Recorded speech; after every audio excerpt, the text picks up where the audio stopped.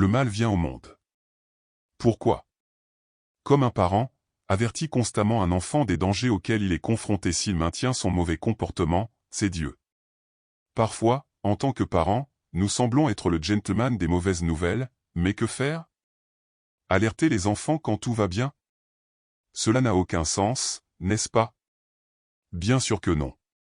Le mal est tout ce qui va à l'encontre des lois de la nature, du cosmos, de l'univers, c'est-à-dire contre Dieu, contre le Christ, contre nous-mêmes. La loi de l'univers sur laquelle Christ a le plus insisté est la loi de cause à effet, et également connue sous le nom de karma. Alors, tout ce que l'homme fait, provoquera une réaction négative ou positive du cosmos, de l'univers, de Dieu, sans oublier que chacun de nous fait partie de cet univers, même s'il a le libre arbitre ou que c'est sa propre décision ou indépendant. Mais cette indépendance a une limite, elle ne peut pas nuire à la création de Dieu, à la nature, à l'univers et à l'homme lui-même.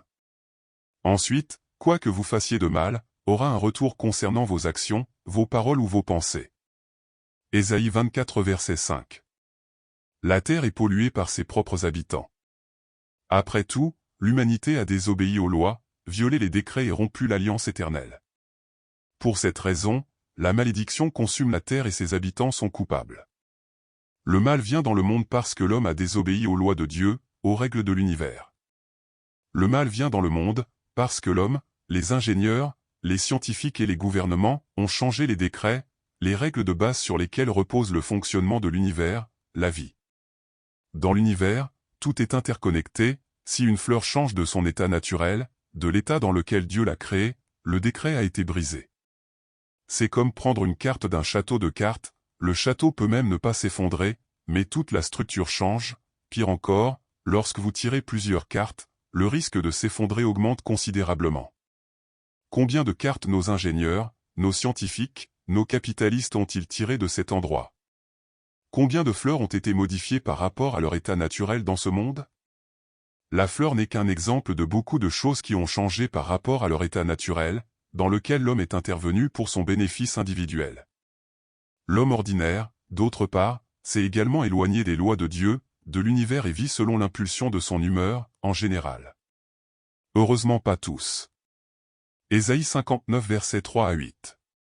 En vérité, vos mains sont tachées de sang, et vos doigts d'iniquité et de culpabilité, tes lèvres disent des mensonges, et ta langue murmure des mots impies. Il n'y a personne qui défende sa cause avec justice, il n'y a personne qui cherche la justice, ni ne défend sa défense avec droiture et sincérité. Ils soutiennent tous leurs arguments dans des paroles creuses et des mensonges, ils conçoivent le mal et génèrent plus d'iniquité. Ils couvent des œufs de serpent et tissent des toiles d'araignée. Celui qui mange de tels œufs rencontre la mort et de chaque œuf broyé sort une vipère.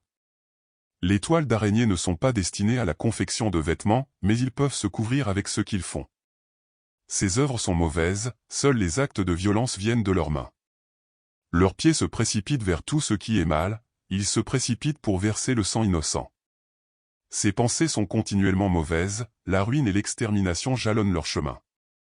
Ils ne connaissent pas le chemin de la paix, il n'y a pas de justice dans leurs intentions et leurs pratiques. Ils ont transformé chaque loi en chemin tortueux, quiconque les traverse ne verra jamais la paix. Ésaïe 1 verset 5. Où d'autres pouvez-vous être punis et blessés, vous qui persévérez dans le péché? Pourquoi insistez-vous sur la rébellion? En fait, toute la tête est blessée, le cœur est plein de souffrance. C'est difficile, n'est-ce pas? Bien sûr que si. Ce message vise à partager les connaissances. Apporte l'espoir, que Dieu vous parlera à travers le message, parce que je révèle une partie. Comme le dit la parole, nous le savons en partie, parce que tout est complété ensemble, où l'Esprit révèle la plénitude. Partagez la vidéo et regardez beaucoup d'autres déjà réalisées.